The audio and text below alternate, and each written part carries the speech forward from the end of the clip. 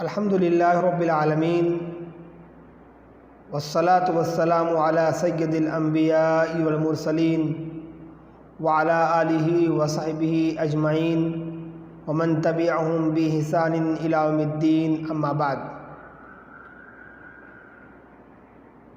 محترم ناظرین کرام، میرے عزیز دوستوں، بھائیوں، بزرگوں اور اس ہمارے یوٹیوب چینل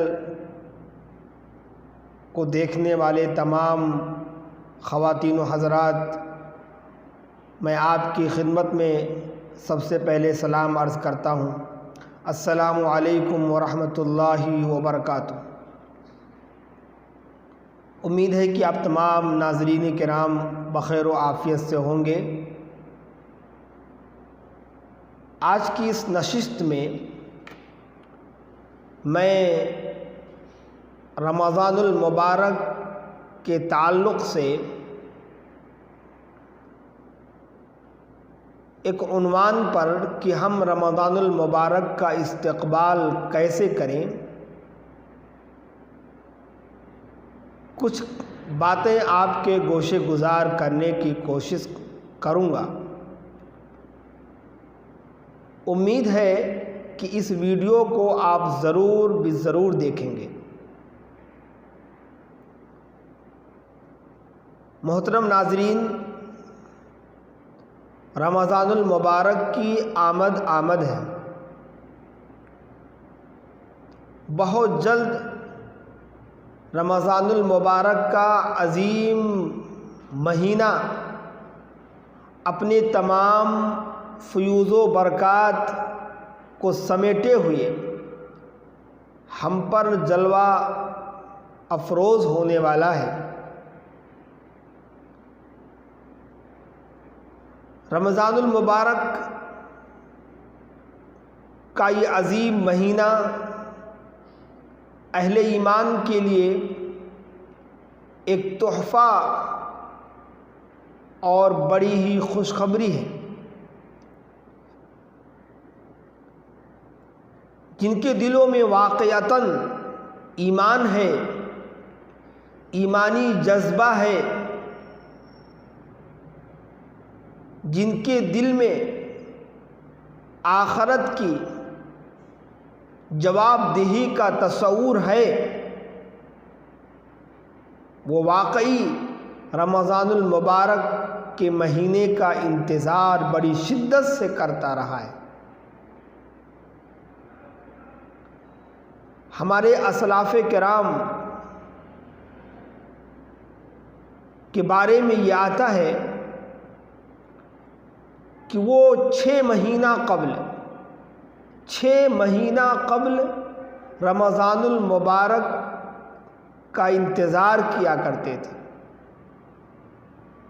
اور اللہ تبارک و تعالیٰ سے دعا مانگتے تھے، اللہم بلغنا رمضان، کہ اے اللہ ہمیں رمضان المبارک کی مہینے تک پہنچا دے، ہمیں رمضان المبارک کا مہینہ نصیب فرما۔ اور جب رمضان المبارک کا مہینہ آ جاتا، عبادتیں کرتے، قرآن مجید کی تلاوت کرتے، قیام اللیل کا اہتمام کرتے، توبہ استغفار کرتے، اور جب یہ مہینہ گزر جاتا تو اللہ تبارک و تعالیٰ کی بارگاہ میں دعا مانگتے تھے کہ اے اللہ، ہم نے جتنی بھی عبادتیں کی ہیں، اے اللہ ہم نے جتنی بھی عبادتیں کی ہیں، نماز ہے، روزہ ہے، زکوٰۃ ہے اور دیگر تمام اعمال،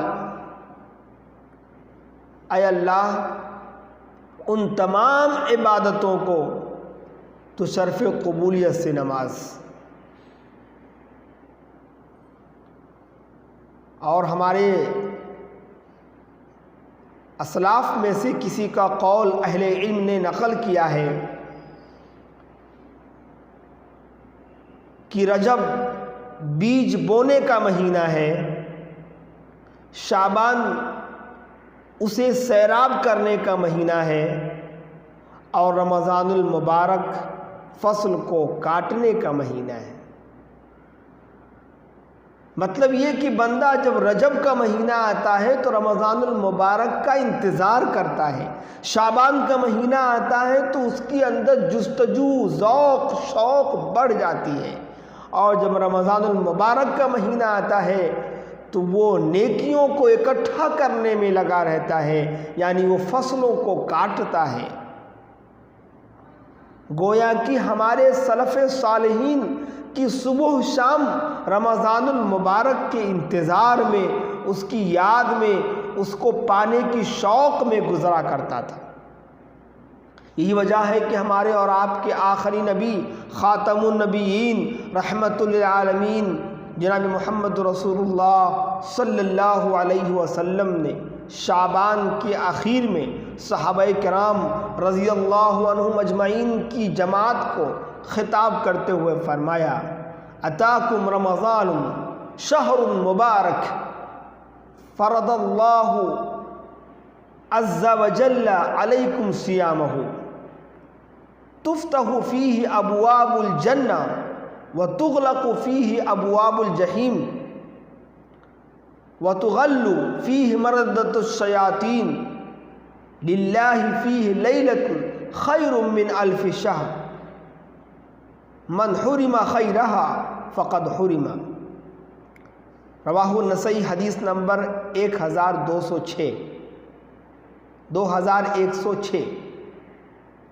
اللہ کے نبی علیہ الصلاۃ والسلام صحابہ کرام کو بشارت سناتے اور کہتے: تم پر ایک مبارک مہینہ رمضان المبارک جلوہ فگن ہو رہا ہے۔ یہ وہ مہینہ ہے جس پر تم پر اللہ رب العالمین نے رمضان المبارک کے روزے فرض کیے ہیں۔ اس مہینے میں جنت کے دروازے کھول دیے جاتے ہیں اور جہنم کے تمام دروازے بند کر دیے جاتے ہیں، اور ہر طرح کے سرکش شیاطین کو بیڑیوں میں، زنجیروں میں جکڑ دیا جاتا ہے۔ اور اس مہینے میں اللہ رب العالمین کی طرف سے عطا کردہ ایک ایسی رات ہے جس میں عبادت 1000 مہینوں کی عبادت سے بہتر ہے۔ من حرم خیرہا فقد حرم، جو شخص اس رات کی خیر سے، بھلائی سے محروم رہا، دراصل وہی اصل محروم ہے۔ علماء کرام نے اس حدیث مبارکہ سے استدلال کرتے ہوئے لکھا ہے کہ رمضان المبارک مہینے کی مبارک بادی ایک دوسرے کو دی جا سکتی ہے۔ کتنا عظیم مہینہ ہے! جنت کے تمام دروازوں کا کھل جانا، جہنم کے تمام دروازوں کا بند ہونا، یہ اس بات کی دلیل ہے کہ اس ماہ مبارک میں ایک مومن کے اندر نیکیوں کو پانے میں، نیکیوں کو حاصل کرنے میں غیر معمولی جذبہ پایا جاتا ہے، اور گناہوں سے بچنے کی توفیق بھی۔ اسی بات کو لسان نبوت نے ایک دوسرے مقام پہ یوں ارشاد فرمایا: یا باغی الخیر اقبل ویا باغی الشر اقصر، اے خیر کے طلبگار آگے بڑھ، اے شر کے طلبگار دور ہو جا، رک جا۔ فرشتوں کا یہ منادی اس بات کا پتہ دیتے ہیں کہ مہینہ خیر کے طلبگاروں کا ہے، یہ مہینہ نیکیوں کے حاصل کرنے کا مہینہ ہے، یہ نیکیاں، یہ مہینہ اپنے اعمال کو نیکیوں سے بھر لینے کا مہینہ ہے، اور وہیں یہ مہینہ برائیوں سے، شر سے، گناہ سے بچنے کا بھی مہینہ ہے۔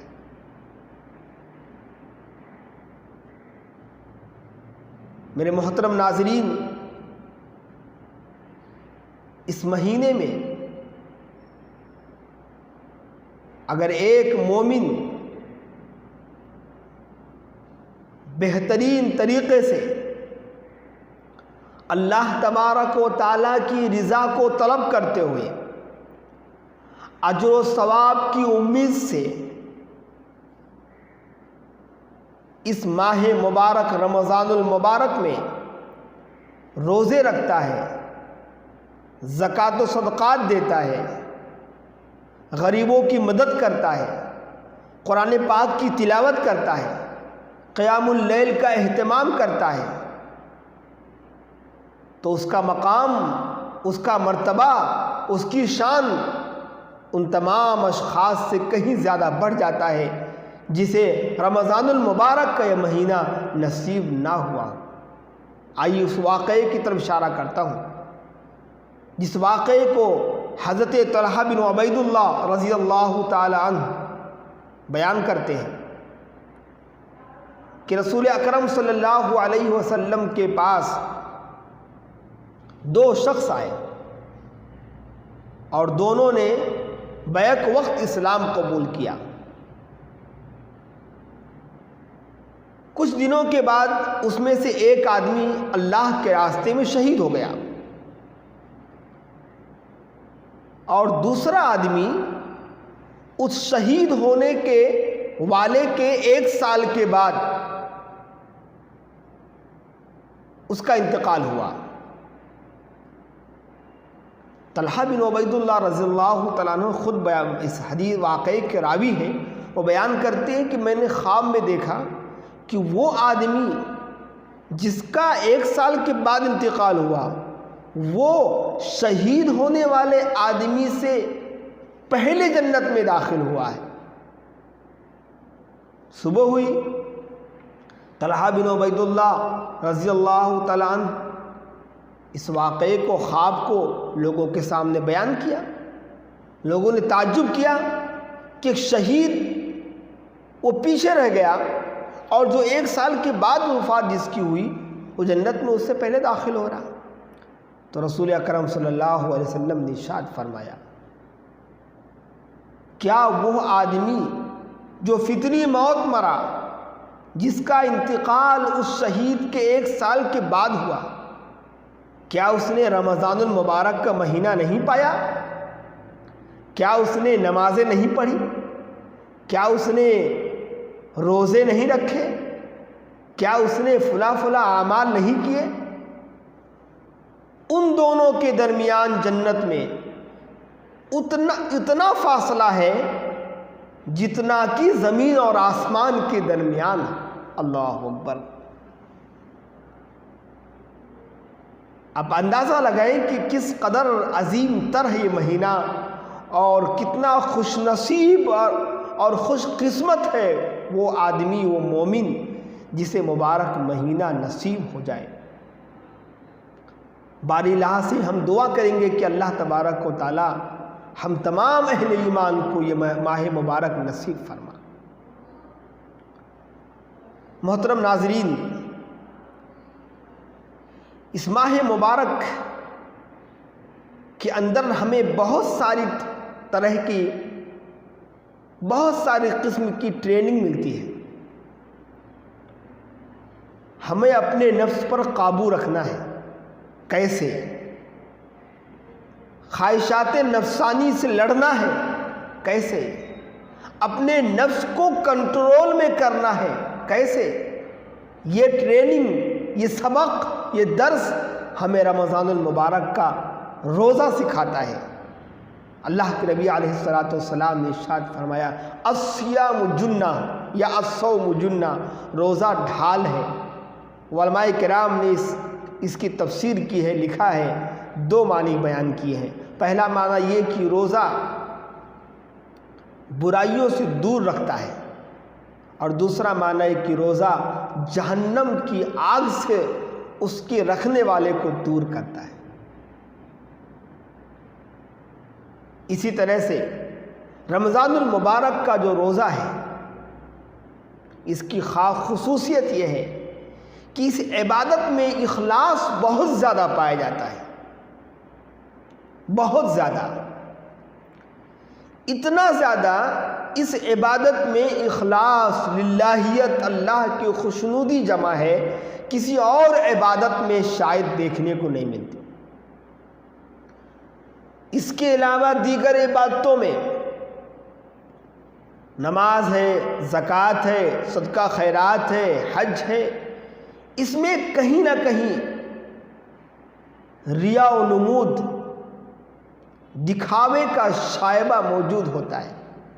لیکن روزہ ایک ایسی عبادت ہے جس کے اندر کسی طرح کا کوئی بھی دکھاوا، کوئی بھی ریاکاری، نمود موجود نہیں ہے۔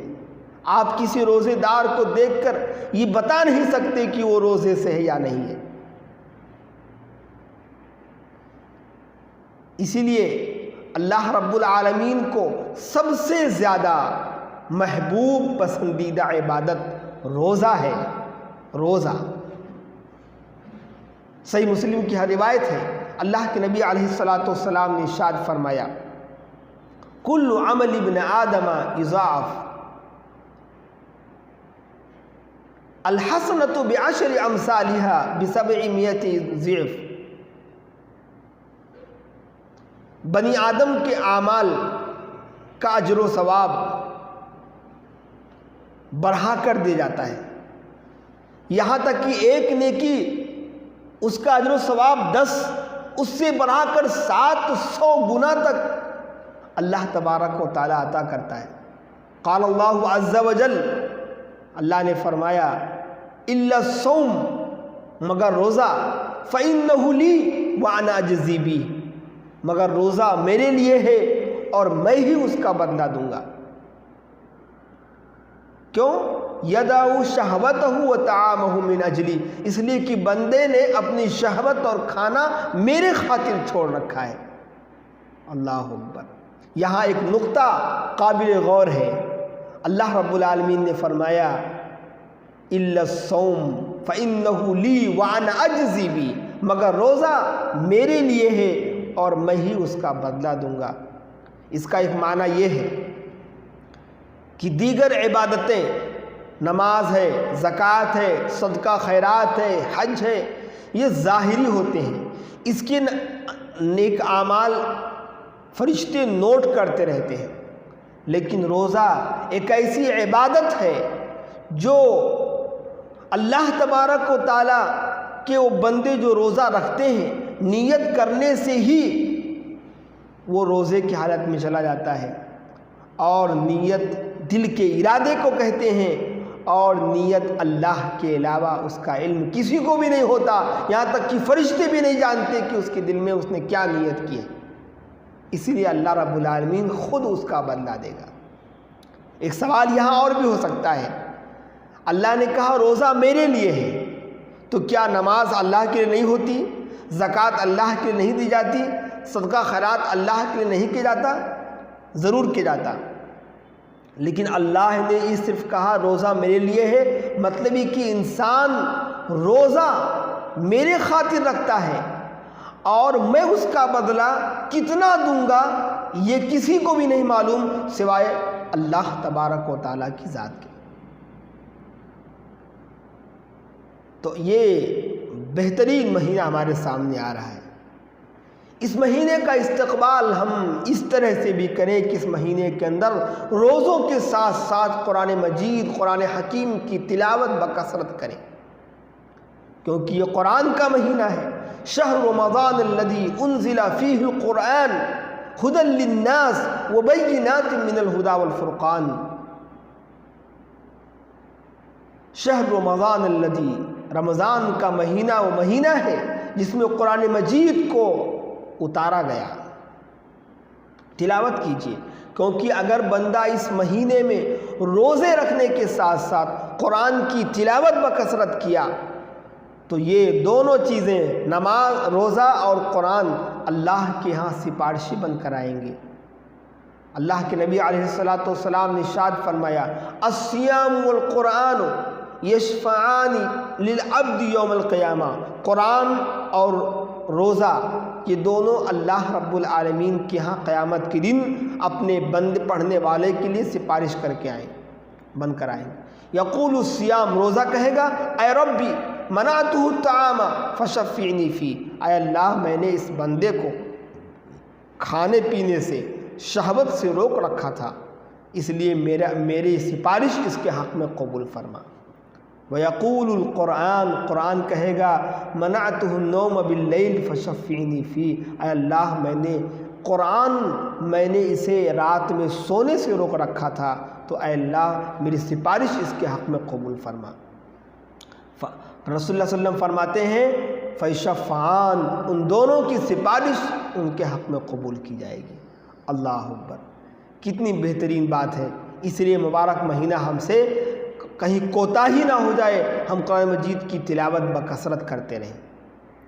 یہ مبارک مہینہ، اس کی خصوصیت ایک اور ہے کہ اس مہینے میں ننھے منھے بچے بھی روزہ رکھتے ہیں، اور رکھوانا بھی چاہیے، بہت اچھی بات ہے۔ بچوں کا ایک حوصلہ، ایک شوق دیکھیے، اس مہینے میں بچوں کے اندر بھی ایک طرح کی روحانی کیفیت پیدا ہو جاتی ہے۔ حضرت عمر رضی اللہ تعالیٰ عنہ کے زمانے میں ایک آدمی شراب پی رہا تھا، آپ نے انہیں کوڑے مروایا اور کہا شرم آنی چاہیے تجھے، مدینہ کے تمام بچے روزے سے ہیں اور تو شراب پی رہا ہے۔ مگر افسوس کے ساتھ کہنا پڑتا ہے کچھ ہمارے مسلم نوجوان رمضان المبارک کا مہینہ آنے کے بعد بھی، نیکیوں کا سرچشمہ ہونے کے باوجود بھی کوئی نہ کوئی ہیلا اور بہانے کے ساتھ روزہ نہیں رکھتے۔ آپریشن، انجیکشن لگانا ہے، دوا لے رہے ہیں، صبح شام ڈاکٹر نے کہا کھاؤ، اسے کھا رہے ہیں، انجیکشن دے رہے ہیں، روزہ رکھنے کی طاقت نہیں ہے، گلا سوکھ جا رہا ہے، بھوک لگ جا رہی ہے، ایسے بہانے بنا کر روزہ نہیں رکھتے ہیں۔ ایسے لوگ اللہ رب العالمین کے ہاں سخت بہت بڑے مجرم ہوں گے۔ ایسے لوگوں کے لیے ایک حدیث میں آپ کے سامنے رکھ دوں۔ رسول اللہ صلی اللہ علیہ وسلم نے خواب میں دیکھا کہ مجھے دو شخص اٹھا کے لے جا رہے، ایک پہاڑ پہ چڑھنے کے لیے کہا گیا۔ جب آپ صلی اللہ علیہ وسلم پہاڑ پر چڑھے، اونچائی پر، تو کیا دیکھتے ہیں کہ ایک آدمی بیٹھا ہے یا لٹکا ہوا ہے، اس کا جبڑا چیرا جا رہا ہے چاقو سے، اور جب اس طرف کا چیرنے کے لیے آ رہے ہیں، فرشتہ آ رہا ہے تو ادھر کا جبڑا ٹھیک ہو جا رہا ہے۔ یہ مسلسل عمل اس کے ساتھ کیا جا رہا ہے۔ رسول اللہ صلی اللہ علیہ وسلم فرماتے کہ میں نے پوچھا کون شخص ہے، تو جواب ملا کہ یہ وہ آدمی ہے جو رمضان المبارک کے مہینے میں بھی کھاتا اور پیتا تھا، یعنی روزے نہیں رکھا کرتا تھا۔ اس ماہ مبارک کے اندر ایک بہترین چیز ہے قیام اللیل، نماز تہجد، جسے رمضان المبارک کے مہینے میں نماز تراویح بھی کہا جاتا ہے۔ صحیح بخاری کی روایت کے مطابق اما عائشہ صدیقہ رضی اللہ عنہ اس کے راویہ ہیں، وہ کہتی ہیں کہ رسول اللہ صلی اللہ علیہ وسلم رمضان میں اور غیر رمضان میں 9 رکعت یا 13 رکعت، 8 رکعت تراویح، 1 یا 3 رکعت وتر نماز، اس سے زیادہ آپ نہیں پڑھا کرتے تھے۔ اللہ تبارک و تعالیٰ کے قرب کا بہترین ذریعہ، اللہ کے قریب ہونے کا بہترین ذریعہ، گناہوں کی بخشش کا بہترین ذریعہ، اللہ سے توبہ استغفار کا بہترین ذریعہ قیام اللیل کا اہتمام۔ اسے تنہائی میں پڑھو، اگر جماعت ہو رہی تو اچھی بات ہونا تنہائی میں پڑھا جائے، کیونکہ رسول اللہ صلی اللہ علیہ وسلم کی حدیث ہے، آپ نے فرمایا ایھا الناس افشوا السلام وآتیموا الطعام وصلوا باللیل والناس نیام تدخلوا الجنۃ بسلام۔ اے لوگو، سلام کو عام کرو، غریب، فقیر، مسکین کو کھانا کھلاؤ، رات کو نماز پڑھو جبکہ لوگ سو رہے ہوں، تدخلوا الجنۃ بسلام، جنت میں تم سلامتی کے ساتھ داخل ہو جاؤ۔